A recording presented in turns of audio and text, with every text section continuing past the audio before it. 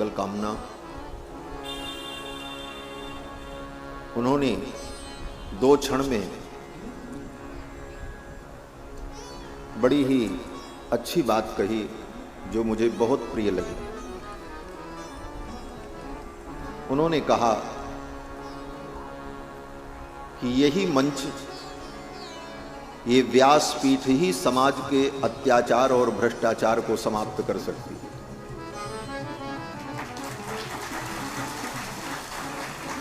ये बाजा बंद कराओ भाई, ये अत्याचार कौन कर रहा है? बोलो श्री सीतारामचंद्र भगवान की जय। साथ में उन्होंने एक शब्द और भी जोड़ा कि कोई भी मुख्यमंत्री और प्रधानमंत्री संपूर्ण भ्रष्टाचार को नहीं समाप्त कर सकते। अगर संपूर्ण भ्रष्टाचार, अनाचार, पापाचार, अपराध समाप्त होगा तो व्यासपीठ के द्वारा, इस कथा मंच के द्वारा, संतों के द्वारा, महापुरुषों के द्वारा जी। क्योंकि शासन 2 प्रकार का होता है। एक शासन शस्त्र के द्वारा होता है और एक शासन शास्त्र के द्वारा होता है। शस्त्र के द्वारा राजा शासन करता है और शास्त्र के द्वारा महाराज संत लोग शासन करते हैं। 2 प्रकार का शासन है, शस्त्र का शासन और शास्त्र का शासन। शस्त्र का शासन भय दिखा करके शासन करता है। चोर चोरी क्यों नहीं करता? क्यों? बोले उसे भय है कि राजा के सिपाही पकड़ लेंगे, दंड मिलेगा। लेकिन जहां पर राजा के सिपाही नहीं है, कोई देखने वाला नहीं है, वहां वो चोरी कर लेता है। शस्त्र का शासन तब तक होता है जब तक शस्त्र का भय है। लेकिन शास्त्र का शासन, बोले शास्त्र का शासन व्यक्ति के हृदय में पाप का भय उत्पन्न करता है। तुम गलत करोगे तो तुम्हें पाप लगेगा, तुम गलत करोगे तो तुम्हें पाप लगेगा, इसलिए तुम गलत मत करो। और शास्त्र स्वयं का शासन करने का उपदेश देता है। तुम्हारे ऊपर कोई शासन करे इसकी जरूरत नहीं है, तुम स्वयं अपना शासन कर लो और शास्त्र के अनुसार धर्ममय जीवन व्यतीत करो, तुम्हें किसी भी प्रकार का कष्ट नहीं। शास्त्र स्वयं को शासित करने का उपदेश देता है। इसीलिए शास्त्र का शासन सर्वोपरि शासन माना जाता है। जब तक चोर को डर होगा कि सिपाही पकड़ लेगा, तब तक वो चोरी नहीं करेगा। जब सिपाही नहीं, देखने वाला नहीं, तब वो चोरी करेगा। लेकिन अगर उसके हृदय में शास्त्र का ज्ञान भर दिया जाए, यह सिखाया जाए तुम चोरी करोगे तो पाप लगेगा। बोले पाप क्या है? बोले पाप का फल भयंकर दुख है। चोर कहेगा महाराज कोई देखेगा नहीं, हम चुपके से चोरी कर लेंगे। तो शास्त्र कहता है तुम कितना भी चुपके से चोरी कर लो, परमात्मा की आंखें सर्वत्र हैं, वो तुमको देख रहा है, तुम उसकी निगाह में बच नहीं पाओगे। यह भय जब उसके हृदय में उत्पन्न हो जाएगा, तब वह व्यक्ति कभी अपराध नहीं करेगा, वो स्वयं को शासित कर लेगा। इसलिए शास्त्र का शासन सर्वोपरि शासन है। और यह शासन राजा के शासन से भी ऊपर का शासन है। राजा भी अगर नियंत्रणहीन हो जाए तो शास्त्र उस राजा का भी शासन करता है कि तुमको इस प्रकार से रहना चाहिए। इसीलिए जैसे राजा शासक होता है तो सिंहासन लगा करके, छत्र लगा करके गद्दी पर बैठता है, उसी प्रकार धर्म का शासन करने वाले धर्माचार्य भी सिंहासन पर बैठकर छत्र धारण करके प्रजा का रक्षण करते हैं। ये शासन सर्वोपरि शासन है। और आज समाज में जहां कहीं भी नैतिकता, सत्य, करुणा, दया अगर कहीं भी विद्यमान है समाज में, तो उसका कारण धर्म है। जो धर्म से जुड़े हुए लोग हैं, जिन्हें धर्म का बोध है, वो किसी भी परिस्थिति में अनैतिक आचरण नहीं करते हैं और स्वयं का शासन करते हैं। ये बात हमको आपको समझनी चाहिए। बहुत अच्छी बात आपने कही, इसके लिए आपको साधुवाद और आपको धन्यवाद। और मुझे जहाँ तक याद है, गत वर्ष जजुआर गांव एक है, बहुत बड़ा ब्राह्मणों का गांव, मुजफ्फरपुर में। जजुआर में मैं कथा करने आया था, वहां भी आप आए थे। बंधुओं, मैं निवेदन कर रहा था कि श्री दशरथ जी महाराज को चिंता हुई कि मेरे पुत्रों का विवाह कैसे होगा। चिंतयामास धर्मात्मा तेषाम दार क्रियां प्रति। अपने पुत्रों के विवाह को लेकर दशरथ जी को चिंता हुई और दशरथ जी ने अपनी कैबिनेट बुलाई, पूरा मंत्रिमंडल बैठा और मंत्रियों के मध्य में दशरथ जी महाराज ने इस विषय को रखा कि आप लोग विचार करो मेरे पुत्रों का विवाह कैसे हो। और ये विचार दशरथ जी महाराज कर रहे थे अपनी सभा में। उसी समय विश्वामित्र जी का आगमन हो गया बक्सर से। बक्सर वाले बाबा जी विश्वामित्र जी महाराज आ गए। दशरथ जी महाराज ने सुना विश्वामित्र जी आए हैं, अपने परिकरों को लेकर विश्वामित्र जी का स्वागत करने के लिए गए। मुनि आगमन सुना जब राजा, मिलन गयो लय विप्र समाजा। मुनि आगमन सुना जब राजा, मुनि आगमन सुना जब राजा, मिलन गयो लय विप्र समाजा। मिलन गयो लय विप्र समाजा। करि दंडवत मुनि सन्मानी, करि दंडवत मुनि सन्मानी। निज आसन बैठार लियानी, निज आसन बैठार लियानी। चरण पखार कीन अति पूजा, चरण पखार कीन अति पूजा। मौसम आज धन्य नहीं दूजा, मौसम आज धन्य नहीं दूजा। विविध भांति भोजन करवा, विविध भांति भोजन करवा। मुनिवर हृदय हरस अति पावा, मुनिवर हृदय हरस अति पावा। श्री चक्रवर्ती जी ने विश्वामित्र जी का स्वागत किया, चरण धोया, पूजा की और फिर विश्वामित्र जी थके मांदे आए थे, उनको भोजन कराया, प्रसाद खवाया।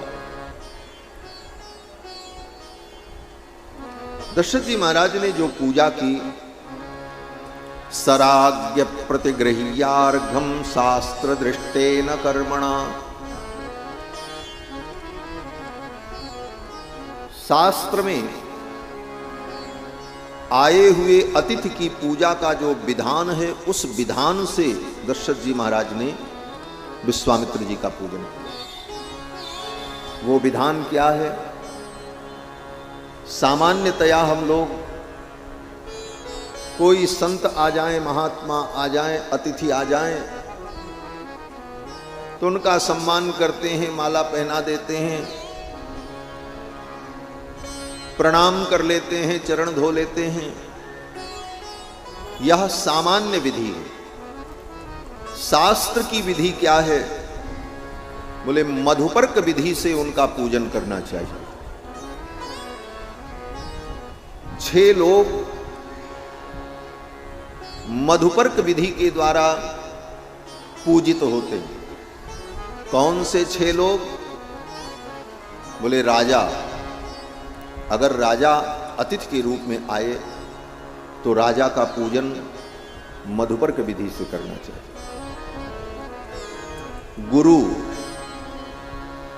गुरु अगर आए, आचार्य आए, तो आचार्य का पूजन मधुपर्क विधि से करना चाहिए। तीसरा बोले अतिथि, अतिथि का मतलब जिसके आने की कोई तिथि निश्चित न हो, अचानक आ जाए, उसको कहते हैं अतिथि। जो फोन करके आए, बता करके आए, वो अतिथि नहीं है। जो अचानक आ जाए, जिसकी आने की कोई तिथि नहीं है, उसको कहते हैं अतिथि। तो अतिथि का पूजन मधुपर्क विधि से होता है। चौथा, स्नातक, जिसकी चर्चा कल हुई थी। जो स्नातक हो गया, गुरुकुल में विद्या अध्ययन पूर्ण कर लिया, उस स्नातक का पूजन मधुपर्क विधि से होता है। और पांचवा बोले ऋत्विज, यज्ञ कराने के लिए जो ब्राह्मण आमंत्रित किए जाते हैं, यज्ञ कर्म में प्रयुक्त होने वाले जो ब्राह्मण वैदिक होते हैं, उनका पूजन मधुपर्क विधि से करना चाहिए। ये पांचवा। और छठा, दामाद, कन्या का विवाह करने के लिए वर बारात लेकर के आए, तो उस वर का पूजन मधुपर्क विधि से करना चाहिए। ये 6 लोग अर्हणा विधि के द्वारा, मधुपर्क विधि के द्वारा पूजित होते हैं। ये शास्त्र का विधान है। तो श्री विश्वामित्र जी महाराज आए। विश्वामित्र जी अतिथि हैं, कोई पहले से सूचना नहीं थी कि विश्वामित्र जी आने वाले, अचानक आए।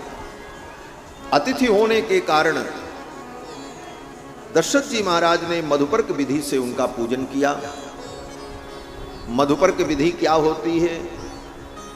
बोले आपने विवाह में देखा होगा, जब दूल्हे का पूजन होता है तो विष्टरो विष्टरो विष्टरः, विष्टर विष्टर विष्टर कहकर उसको बैठने के लिए आसन दिया जाता है। फिर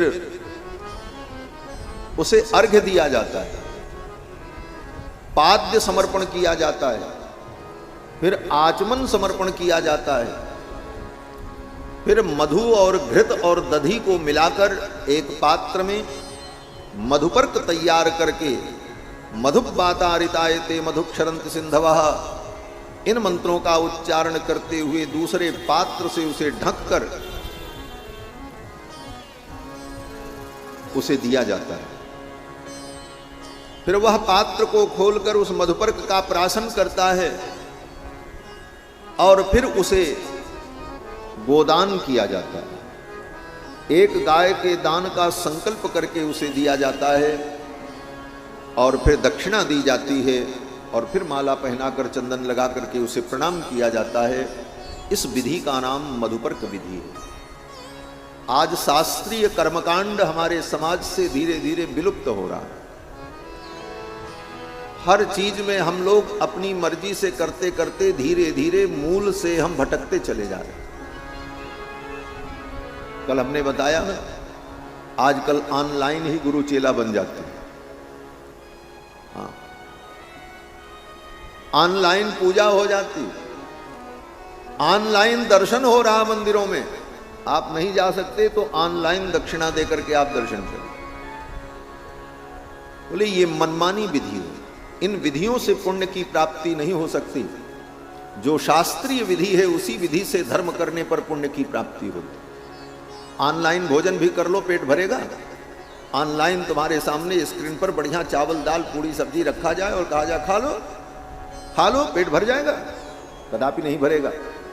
जब ऑनलाइन भोजन करने से पेट नहीं भर सकता, ऑनलाइन स्क्रीन पर देख करके पानी से प्यास नहीं बुझ सकती, ऑनलाइन में नोट देख करके धन देख करके वो धन तुम्हें नहीं मिल सकता, तो ऑनलाइन की गई पूजा और पाठ और जप और अनुष्ठान का फल क्या मिलेगा? कुछ नहीं मिलेगा। भाई बाजा वाले को बंद कराओ, खोपड़ी तो सिर दर्द करो। श्री सीतारामचंद्र भगवान की जय। तो धर्म का विधान शास्त्र के अनुसार होता है। आजकल कुछ भी व्यक्ति कर लेता और सोचता हम धर्म कर रहे हैं। हमारे यहाँ शास्त्र में दीपक जलाने की विधि है। देवताओं का पूजन करो तो दीपक जलाओ, दीपदान करो। तो अब क्या बोले, इलेक्ट्रॉनिक दीपक आ गया, इलेक्ट्रॉनिक दीपक रख दिया और कहते दीपक जल गया। बोले उस दीपक जलाने से दीपक ज्योति नमोस्तुते, जिस दीपक ज्योति को नमस्कार करने पर अज्ञान दूर होता है और प्रकाश की प्राप्ति होती है, ज्ञान की प्राप्ति होती है, वो काम इलेक्ट्रॉनिक दीपक नहीं करेगा। उसके लिए तो तेल का दीपक, घृत का दीपक, वर्तिका लगा करके विधि पूर्वक अग्नि संजोग करा करके जो दीपक होगा वह दीपक ही वो कार्य कर सकता है। तो बंधुओं, शास्त्र की जो विधि है वही धर्म है और उसका जो मूल स्वरूप है उस मूल स्वरूप को हमें अपने जीवन में संरक्षित रखना चाहिए। दशरथ जी महाराज ने विश्वामित्र जी का स्वागत किया और जब स्वागत पूरा हो गया तब अपने चारों पुत्रों को दशरथ जी ने बुलाया और विश्वामित्र जी के चरणों में प्रणाम कराया।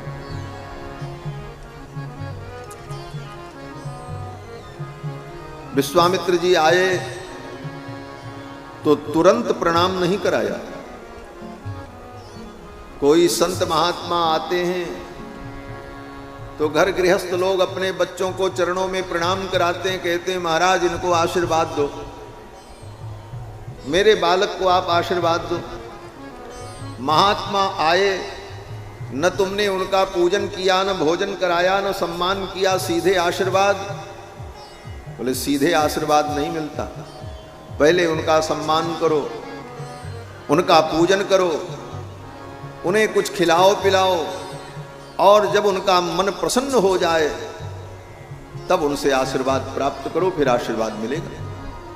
विश्वामित्र जी आए तो दशरथ जी ने पहले स्वागत किया, भोजन कराया और जब विश्वामित्र जी महाराज प्रसन्न हो गए तब दशरथ जी महाराज ने अपने चारों पुत्रों को बुलाया और विश्वामित्र जी के चरणों में प्रणाम कराया। पुनि चरणन मेले सुत चारी, पुनि चरणन मेले सुत चारी, राम देख मुनि देह बिसारी, राम देख मुनि देह बिसारी, भय मगन देखत मुख शोभा, भय मगन देखत मुख शोभा, जनु चकोर पूरण ससिलोभा, जनु चकोर पूरन ससिलोभा, जनु चकोर पूरण ससिलोभा, जनु चकोर पूरन ससिलोभा। विश्वामित्र जी के चरणों में चारों पुत्रों को प्रणाम करवाया।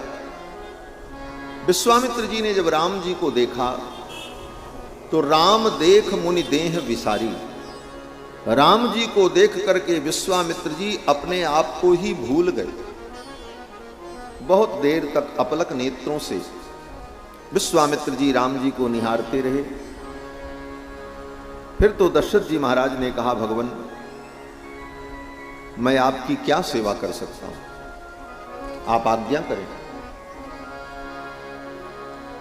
आपकी हर आज्ञा का मैं पालन करूंगा। आप मेरे द्वार पर पधारे, आज मैं धन्य हो गया। आप आज्ञा करें, मैं आपकी क्या सेवा कर सकता हूं। दशरथ जी महाराज के शिष्टाचार को देखकर विश्वामित्र जी का रोम रोम हर्षित हो गया। महर्षि वाल्मीकि लिखते हैं, कृहृष्ट रोमा महातेजा विश्वामित्रोभ्यभाषत। हृष्ट रोमा महातेजा विश्वामित्रोभ्यभाषत। विश्वामित्र जी का रोम रोम हर्षित हो गया और विश्वामित्र जी बोलने लगे। विश्वामित्र जी ने सबसे पहले दशरथ जी की प्रशंसा की। सदृशं राजसार्दूल तवैवं भुवि नान्यतः। हे राजन, तुम्हारे जैसा राजा इस धरती पर दूसरा कोई नहीं हो सकता। अद्वितीय हो तुम राजन, तुम्हारे जैसा कोई राजा इस धरती पर नहीं। क्या विशेषता है दशरथ जी की? तो विश्वामित्र जी कहते हैं महावंश प्रसूतस्य, पहली विशेषता, ऐसे महान पवित्र वंश में आपका जन्म हुआ, जिस वंश में इक्ष्वाकु, दिलीप, भगीरथ, रघु ऐसे धर्मात्मा राजा हुए, ऐसे पवित्र कुल में आपका जन्म हुआ। महावंश प्रसूतस्य, व्यक्ति की महानता उसके कुल से होती है, उसका कुल कितना पवित्र है। और महानता का दूसरा कारण बोले उसका गुरु कितना महान है। गुरु की महानता से शिष्य की महानता का आकलन किया जाता है। विश्वामित्र जी कहते हैं राजन, दो कारणों से आप महान हैं। पहला कारण बोले महावंश प्रसूतस्य, ऐसे महान पवित्र वंश में आपका जन्म हुआ। और दूसरा कारण बोले वशिष्ठ व्यपदेशिनः, वशिष्ठ जैसे महामुनि, ज्ञानी, वीतराग, तपस्वी आपके गुरु, ऐसे महान गुरु के आप शिष्य हैं, इसलिए महान हैं। शिष्य की महानता उसके गुरु की महानता से सिद्ध होती है। इन दो कारणों से आप महान हैं। और हे राजन, मैं आपके पास कुछ याचना करने आया हूं। मैं सिद्धि की प्राप्ति के लिए यज्ञ कर रहा हूं, लेकिन मेरा यज्ञ पूर्ण नहीं होता। मारीच और सुबाहु ये दोनों राक्षस मेरे यज्ञ में विघ्न करते थे। जब वेदी पर विराजमान होकर के मैं यज्ञ करता हूं तो ये मारीच सुबाहु अपने अनुचरों को लेकर के आते हैं और ऊपर से यज्ञ वेदी के ऊपर मांस के टुकड़े, रक्त, मरे हुए मनुष्य और पशुओं की हड्डियां, इन अपवित्र वस्तुओं को फेंककर हमारी यज्ञ वेदी को अपवित्र कर दिया। और इस कार्य के लिए इनको रावण ने नियुक्त कर रखा है। रावण लंका में बैठा था, लेकिन उसके गुर्गे पूरे भारत में फैले हुए थे। जैसे विदेशी आतंकवादियों के आका वहां बैठे रहते हैं, लेकिन उनके गुर्गे घुसपैठ करके आतंकवाद का विस्तार करते हैं। उसी प्रकार रावण जो विदेशी आतंकवादी, उस आतंकवादी रावण ने भारत में घुसपैठ कराई। पूरे भारत को दो जोन में बांट दिया, उत्तर जोन और दक्षिण जोन। पूरे दक्षिण भारत में आतंक मचाने के लिए दो आतंकवादियों को नियुक्त कर दिया। कौन? बोले खर और दूषण। और उनके साथ एक महिला गुप्तचर लगा दिया। कौन? बोले शूर्पणखा। और पूरे उत्तर भारत को आतंकग्रस्त करने के लिए रावण ने दो आतंकवादी लगा दिए, मारीच और सुबाहु, और उनके साथ एक महिला गुप्तचर ताड़का। और ये रावण के आतंकवादी पूरे भारत में आतंक मचाते थे। इस आतंक को दूर करने की पहल किसने की? बोले विश्वामित्र जी ने। विश्वामित्र जी ने कहा महाराज, आप अपने पुत्र राम को लक्ष्मण के सहित मुझे दे दें, इनके द्वारा उन असुरों का संहार होगा, आपका यश बढ़ेगा और आपके पुत्रों का भी मंगल होगा। विचार करो, इन राक्षसों के कारण ऋषि मुनि महात्मा परेशान थे, लेकिन इस दुख को दूर करने की इच्छा किसी राजा के अंदर नहीं हुई। राजा दशरथ जी के मन में यह नहीं आया कि चलें और चल करके उन राक्षसों को मार दें। ऋषि मुनि दुखी हो रहे हैं। बगल में जनकराज विदेह, उनके मन में भी ये भाव नहीं आया कि इन दुष्टों का संहार हो। समाज की इतनी बड़ी समस्या को दूर करने के लिए विचार अगर किसी के मन में आया, चिंता किसी को हुई, तो किसको हुई? बोले विश्वामित्र जी महाराज को। गाधि तनय मन चिंता व्यापी, हरि बिनु मरहि न निश्चर पापी। समाज में जब दुर्व्यवस्था पैदा होती है, अव्यवस्था पैदा होती है, तो संतों को चिंता होती है कि समाज की ये दुर्व्यवस्था कैसे दूर हो, और संत उस कार्य के लिए आगे बढ़ते। जब जब राष्ट्र में कोई ऐसी समस्या आई, तो संतों ने ही, महापुरुषों ने ही आगे बढ़कर के उन समस्याओं का निराकरण किया और समाज को सही मार्गदर्शन किया। विश्वामित्र जी को चिंता हुई इन दुष्टों का संहार कैसे हो, और विश्वामित्र जी ने दशरथ जी से कहा, महाराज आप अपने पुत्र राम को अनुज लक्ष्मण के सहित मुझे दे दीजिए। अनुज समेत देहु रघुनाथा, निश्चर बध में होब सनाथा। इनके द्वारा निशाचरों का वध होगा, मैं सनाथ हो जाऊंगा, और आप चिंता मत करो। आप ये मत सोचो कि राम बालक हैं,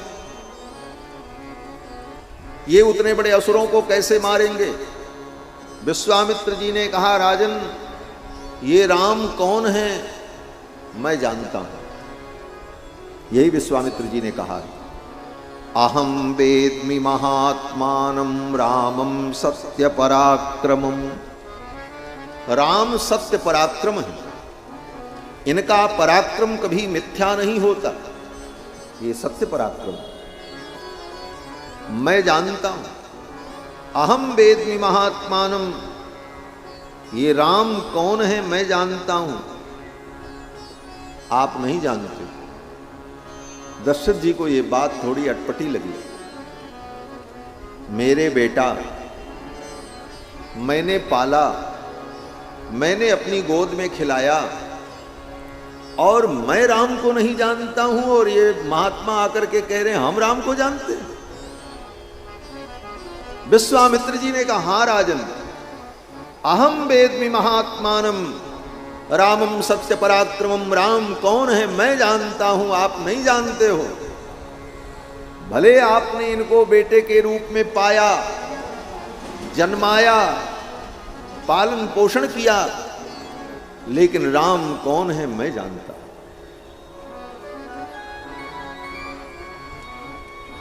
और राजन, केवल मैं ही नहीं जानता हूं, और भी लोग इनको जानने वाले हैं। कौन है? विश्वामित्र जी ने कहा, आपकी सभा में बैठे हुए आपके गुरु जी जो वशिष्ठ जी हैं, ये भी जानते हैं राम कौन है। वशिष्ठोपि महातेजा, और कौन जानता है इनको? विश्वामित्र जी ने कहा कि ये चेमे तपसि स्थिताः, आपकी सभा में ये जो तपस्वी लोग बैठे हैं, कात्यायन, गौतम,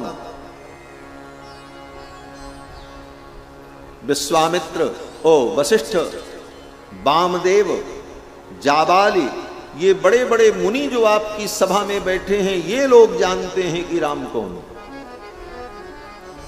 ये रामायण का श्लोक बड़ा महत्वपूर्ण है। इस श्लोक पर संतों ने, महापुरुषों ने बड़ी लंबी लंबी व्याख्या की है।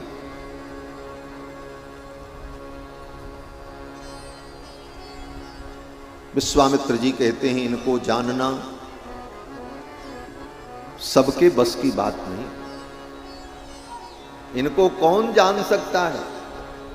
विश्वामित्र जी कहते हैं, जो संसार के सुख को, राजपाट को, गद्दी को, संपत्ति को, सबको छोड़कर वैराग्य संपन्न होकर के निकल पड़ेगा, वो इनको जान सकता है, इनको सब नहीं जान सकते। विश्वामित्र जी ने कहा, राजन जैसे तुम राजा हो, इसी प्रकार मैं भी राजा था, लेकिन जब मैंने अपना राज्य छोड़ा, सिंहासन छोड़ा, गद्दी छोड़ी और तपस्वी का जीवन व्यतीत किया, तब मैंने इनको जाना है कि राम कौन है। इनको जानने के लिए त्याग करना पड़ता है। जिसके जीवन में त्याग होगा वो इनको जान पाता है। राजन, सोने के सिंहासन पर बैठ करके इनको नहीं जाना जा सकता। इनको जानने के लिए सोने का सिंहासन त्यागना पड़ता। सिर पर सोने का मुकुट धारण करे, बोले वो इनको नहीं जान सकता। जो स्वर्ण के मुकुट को त्याग करके अपने मस्तक पर जटाओं को धारण कर लेता है वो इनको जान पाता है। इसलिए मैंने इनको जाना। विश्वामित्र जी ने कहा कि अहम वेद्मि महात्मानं रामं सत्य पराक्रमम्। मैं तो केवल 2-4 उदाहरण आपको बताऊं, बाकी अर्थ आप समझ लेना। मूल बात यही है इस श्लोक में कि इनको जानने के लिए जीवन में त्याग की आवश्यकता होती है। विश्वामित्र जी कहते हैं महल में बैठकर 56 प्रकार के सुस्वादु व्यंजन खाने वाले इनको नहीं जान सकते। इनको जानने के लिए तो कंदमूल फल खाना पड़ता है। जो सुस्वाद व्यंजन का त्याग करके व्रत करता है, तप करता है, वो इनको जान पाता है। क्यों? बोले वेदों ने कहा है यज्ञेन दानेन तपसा अनासकेन ब्राह्मणा विविदिशन्ति। भगवान को कौन जान पाता है? वेद भगवान कहते हैं यज्ञेन, यज्ञ के द्वारा इनको जाना जाता है। दानेन, दान के द्वारा इनको जाना जाता है। तपसा, तपस्या के द्वारा इनको जाना जा सकता है। अनासकेन, भूखे रह करके उपवास करके इनको जाना जाता है। तो यज्ञेन दानेन तपसा अनासकेन ब्राह्मणा विविदिशन्ति। इसीलिए ब्राह्मण यज्ञ, तप, त्याग, व्रत इन नियमों का पालन करता है जिससे उस परमात्म तत्व को हम प्राप्त कर लें, उसे हम जानें। विश्वामित्र जी ने कहा मैं जानता हूं ये राम को, आप चिंता मत करो। केवल 10 दिन के लिए राम जी को हमें दे दो, बस। ज्यादा दिन के लिए नहीं ले जाएंगे, केवल 10 दिन के लिए। 10 रात्रम ही यज्ञस्य रामम राजीवलोचनम। 10 रात्रम, 10 दिन के लिए राम जी को आप हमें दे दो। और मैं वचन देता हूं 10 से 11वां दिन नहीं होगा। नातेति कालो यज्ञस्य यथायं मम राघव। हे रघुकुल भूषण, 10 दिन के लिए आप अपने पुत्र राम को अनुज लक्ष्मण के सहित दे दीजिए। इससे ज्यादा समय मैं नहीं लूंगा। 10 दिन के बाद आपके पुत्र को आपको सौंप दूंगा। विश्वामित्र जी के इन वचनों को सुनकर दशरथ जी महाराज का हृदय विदीर्ण होने लगा। ये मेरे राम को लेने आ गए। इति हृदय मनोविदारणम। विश्वामित्र जी का ये वचन कैसा था? महर्षि वाल्मीकि कहते मन और हृदय को विदीर्ण कर देने वाला। इति मनो हृदय विदारणम मुनि वचनम तदतीव सुश्रवान् नरपतिरभवन महान महात्मा व्यथित मना प्रचचाल शासनात्। विश्वामित्र जी के इन वचनों को सुनकर के दशरथ जी महाराज इतने घबराए, इतने दुखी हुए, मेरे राम को लेने आ गए। मैं क्या करूं? ना करूंगा तो शाप दे देंगे, और हां कर दूंगा तो मेरे राम को मेरी आंखों से ओझल कर देंगे।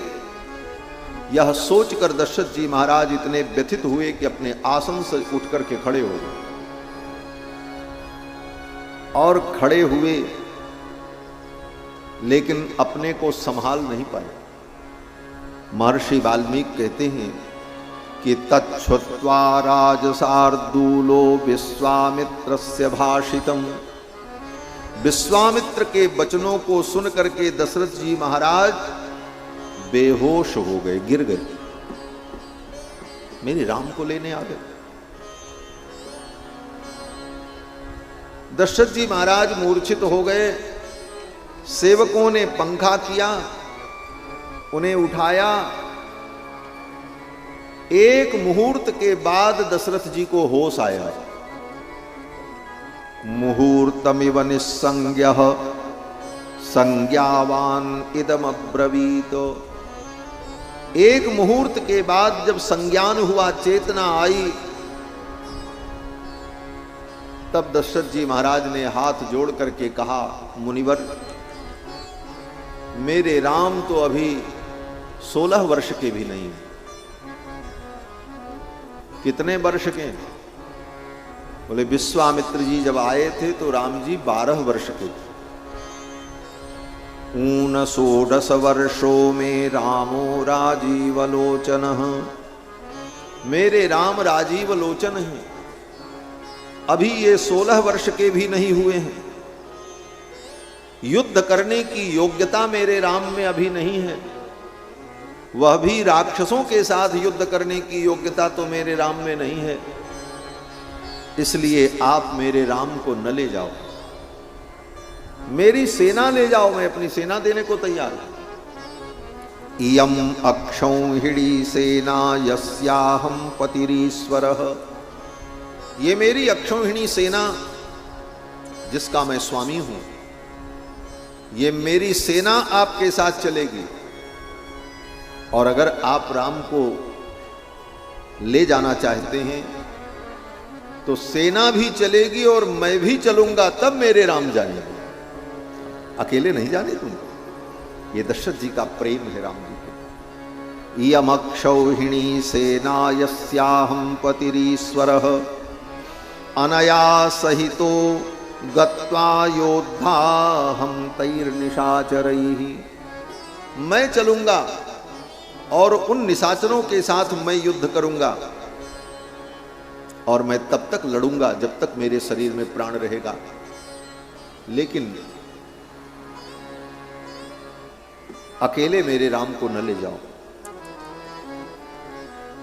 मुनिवर, आप विचार करो, ये सुख 60,000 वर्ष की प्रतीक्षा के बाद मुझे मिला है। दशरथ जी ने यही कहा कि 60 वर्ष सहस्राणि जातस्य मम कौशिक। हे कुशिक नंदन, 60,000 वर्ष के बाद मुझे पुत्र सुख मिला है, और इस सुख से अभी मैं तृप्त नहीं हो पाया, और मेरे सुख को छीनने के लिए आप चले आए। मैं अपने राम को नहीं दूंगा, मेरा सब कुछ आप ले लो, लेकिन मैं अपने राम को नहीं दूंगा। न रामम ने तुमर्हसी, मेरे राम को आप नहीं ले जा सकते, और आप जो कहो मैं करने को तैयार हूं, लेकिन मैं अपने राम को नहीं दूंगा। विश्वामित्र जी महाराज दशरथ जी के इन वचनों को सुन करके मन ही मन प्रसन्न हुए। कोई व्यक्ति विश्वामित्र जी को ना कर दे,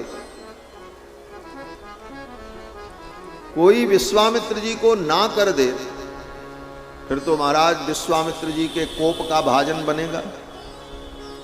लेकिन दशरथ जी ने सीधे सीधे ना कर दिया, मैं अपने राम को नहीं दूंगा, मैं प्राण दे दूंगा, सब कुछ दे दूंगा, लेकिन मैं अपने राम को नहीं दे सकता। राघव को मैं न दूंगा, मुनिनाथ मरते मरते, मैं मर जाऊं लेकिन मैं अपने राम को नहीं दे सकता। राघव को मैं न दूंगा, मुनिनाथ मरते मरते, मुनिनाथ मरते मरते, मेरे प्राण ना रहेंगे, मेरे प्राण ना रहेंगे। यह दान करते करते, यह दान करते करते, जल के बिना कदाचित मछली शरीर धारे। जल के बिना कदाचित मछली शरीर धारे। पर मेरे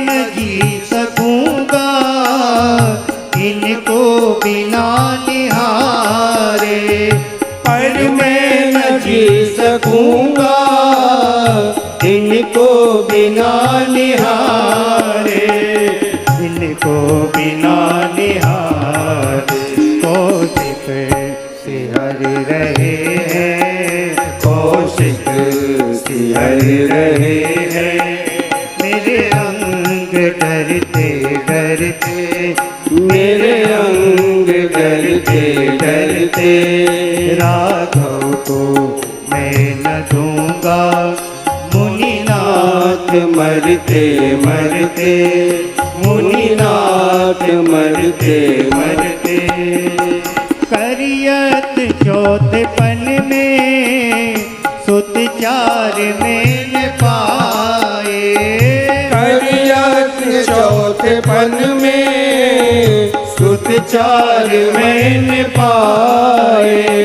पितुमात पुरजनों को रघुचंद्र ने जिलाए, पितुमात पुरजनों को रघुचंद्र ने जिलाए, रघुचंद्र ने जिलाए। लोचन चकोर धन में, लोचन चकोर धन में, छवि पान करते करते, छवि पान करते करते।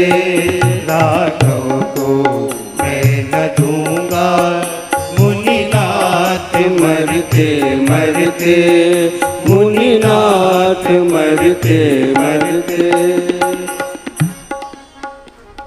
दशरथ जी महाराज ने कहा, मुनिवर मैं सब कुछ दे दूंगा लेकिन अपने राम को नहीं दे सकता। दशरथ जी के इन वचनों को सुनकर विश्वामित्र जी मन ही मन बड़े प्रसन्न हुए। गोस्वामी जी महाराज कहते हैं, सुनि निप गिरा प्रेम रस सानी, सुनि निप गिरा प्रेम रस सानी, हृदय हरस माना मुनि ज्ञानी, हृदय हरस माना मुनि ज्ञानी, हृदय हरस माना मुनि ज्ञानी। सुन नृप गिरा प्रेम रस सानी। दशरथ जी की ये वाणी प्रेम से भरी थी, राम प्रेम से परिपूरित थी।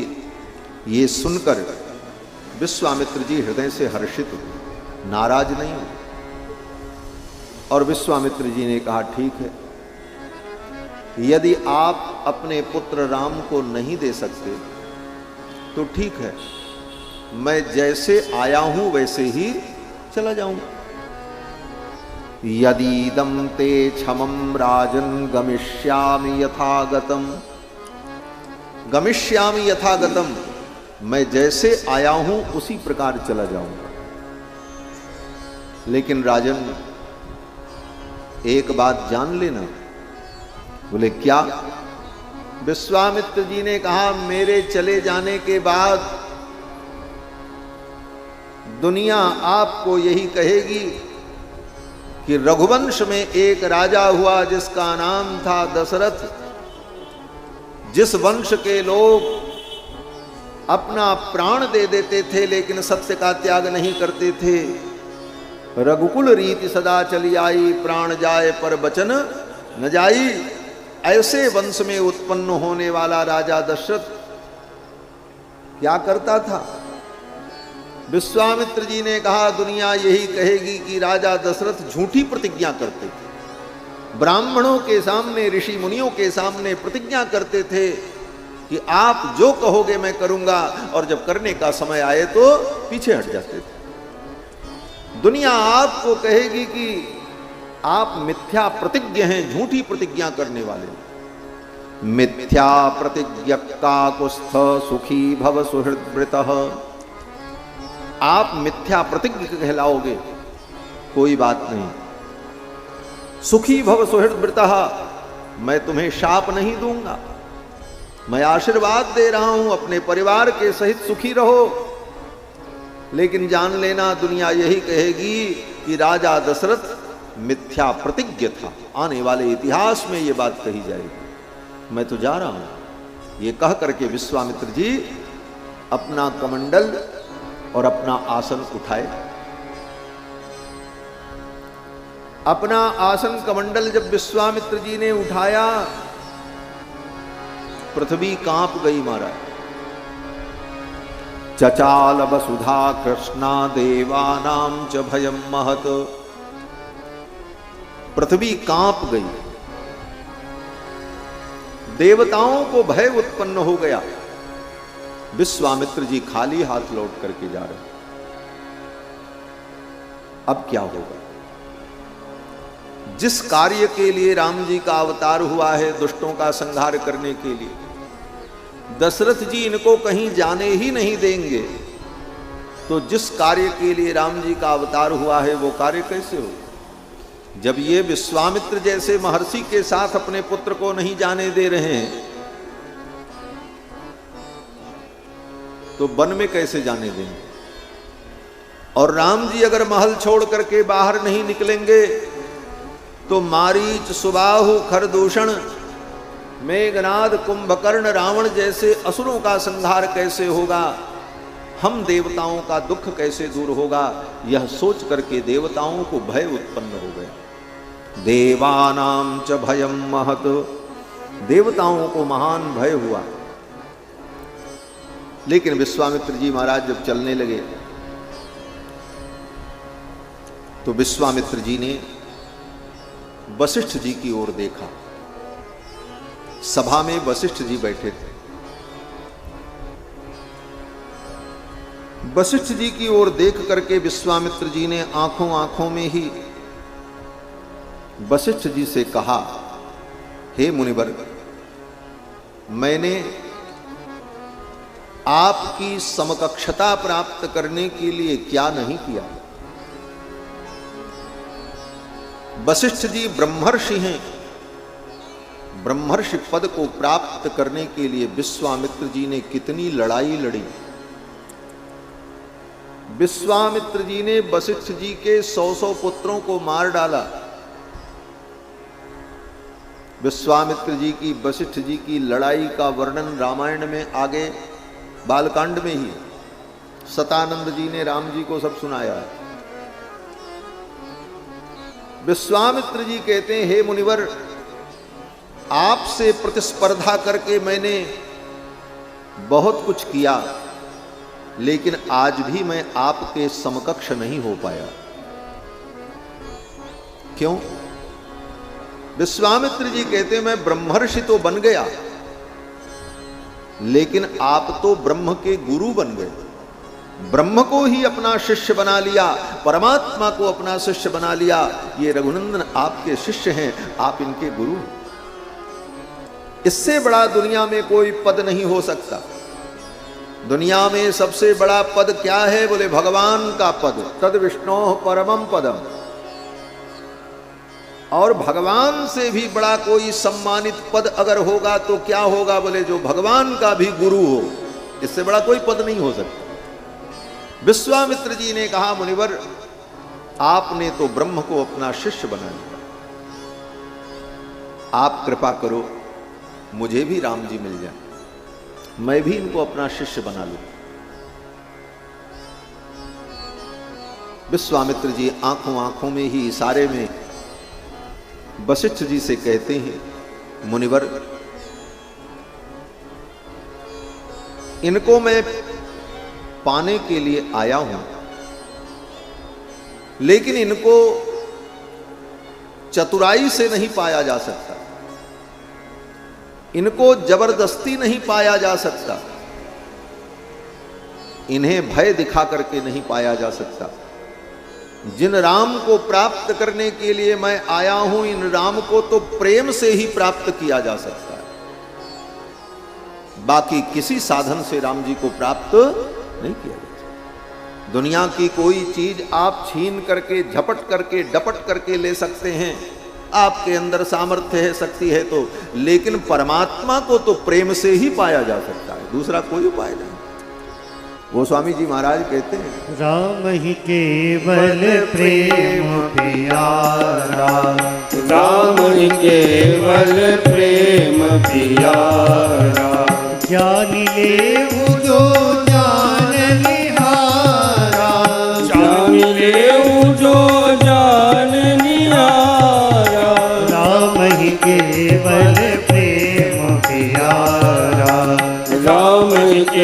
केवल प्रेम पियारा।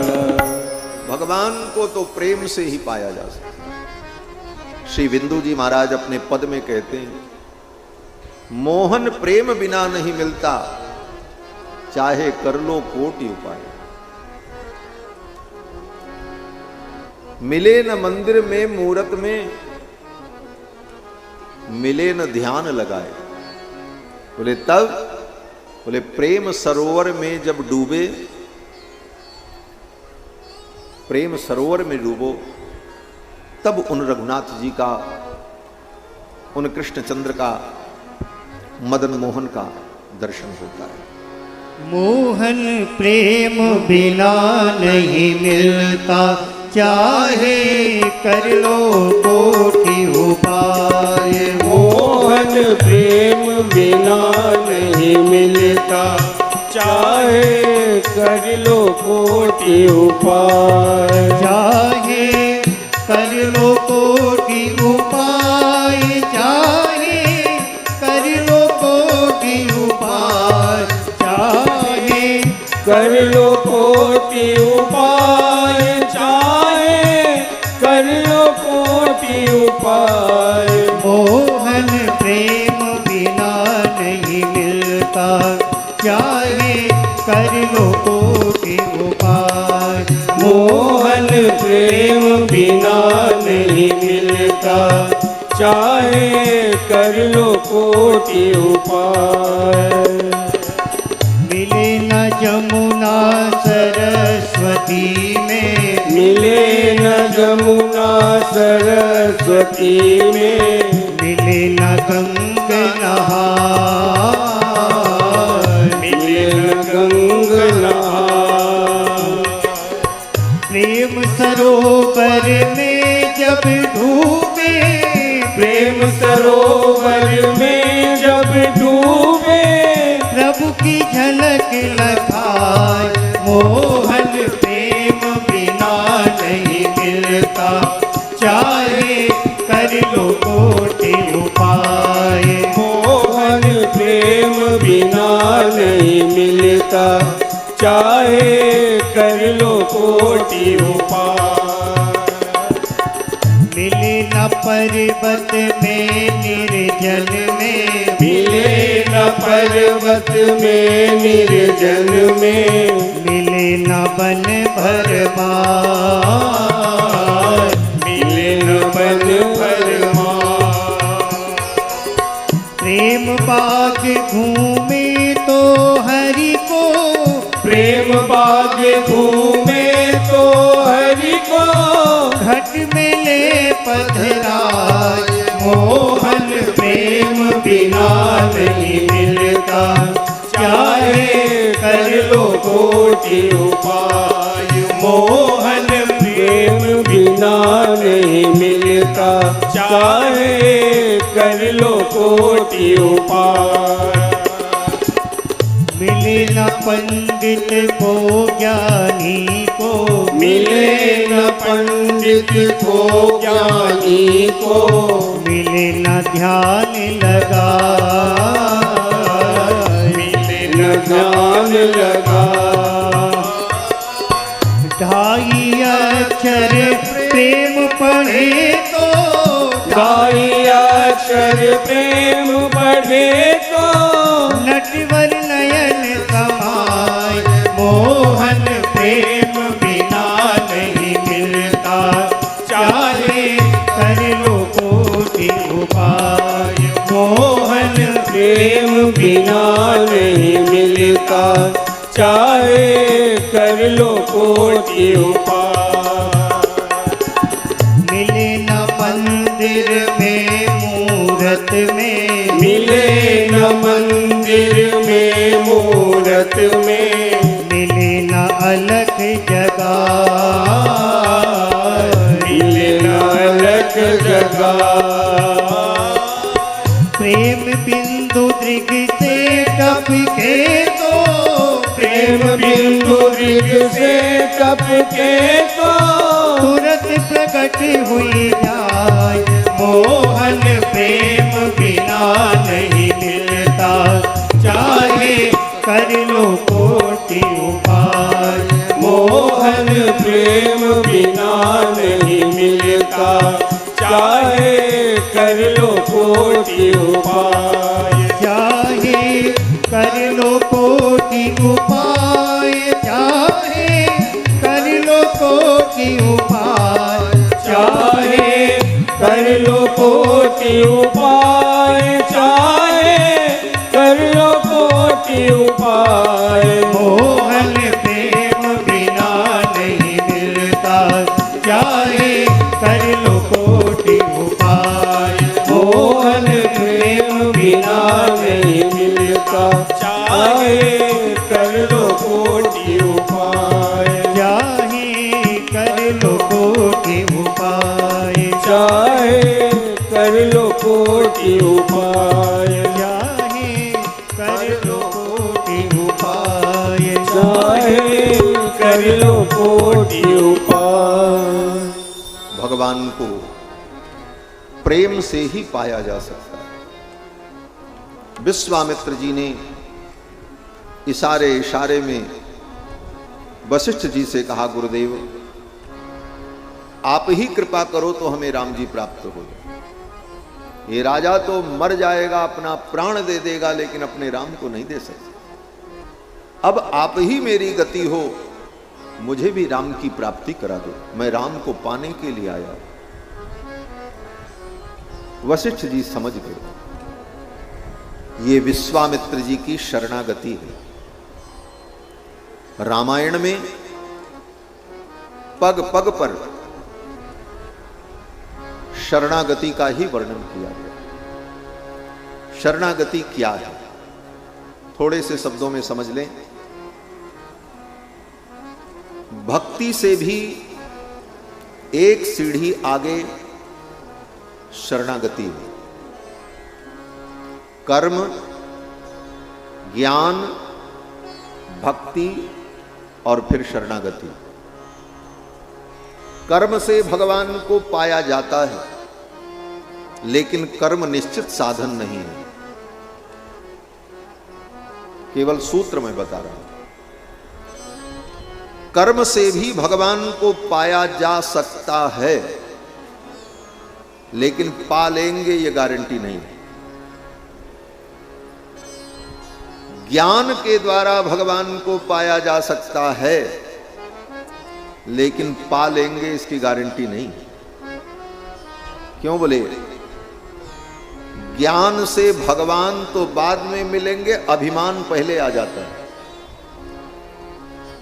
और ज्ञान आने पर अभिमान आ गया तो व्यक्ति का पतन हो जाता है। चारों वेद जब भगवान की स्तुति करते हैं तो कहते हैं कि जे ज्ञान मान विमत्त तव भव हरणि भक्ति न आदरी, ते पाई सुर दुर्लभ पदादपि परत हम देखत रही। ये ज्ञान मान विमत तब भव हरणि भक्ति न आदरी। ये ज्ञान मान विमत तब भव हरणि भक्ति न आदरी। ते पाई सुर दुर्लभ पदार्थ परत हम देखत हरि। ते पाई सुर दुर्लभ पदार्थ परत हम देखत हरि। के ज्ञान मान विमत तब भव हरणि भक्ति न आदरी। जे ज्ञान मान, जे ज्ञान मान, जे ज्ञान मान। ज्ञान में भी, ज्ञान मार्ग में भी निश्चित रूप से भगवान को प्राप्त कर लेंगे, ये नहीं कहा जा सकता। फिर तीसरा साधन बताया भक्ति। बोले भक्ति से भगवान को पाया जा सकता है, लेकिन भक्ति में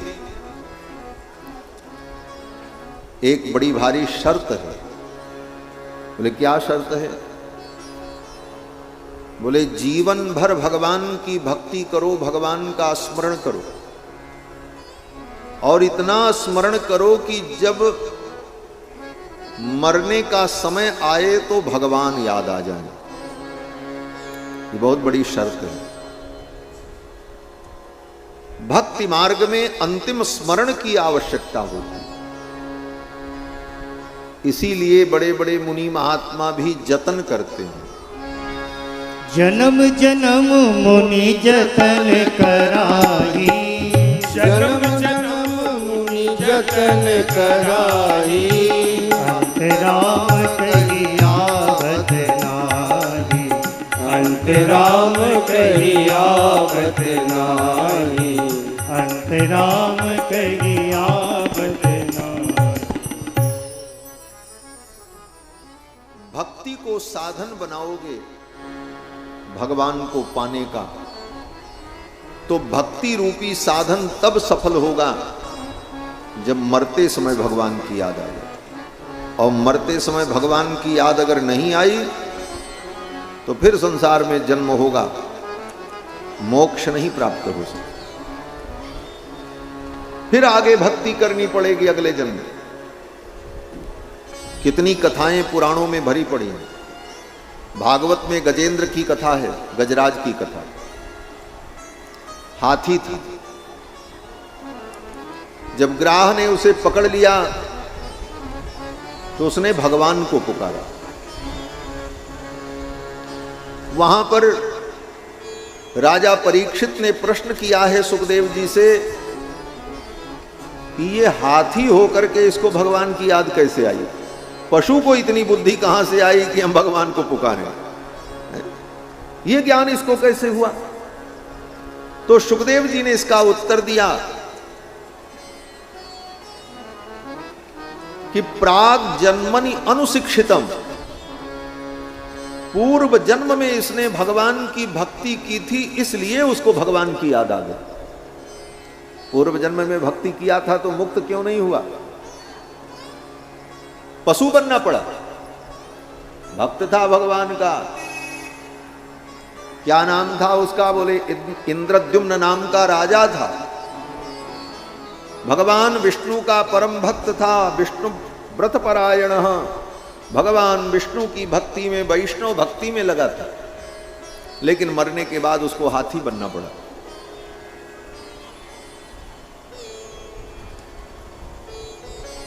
कारण बोले भक्ति को साधन समझ रहा था। जब तक हम भक्ति को साधन समझेंगे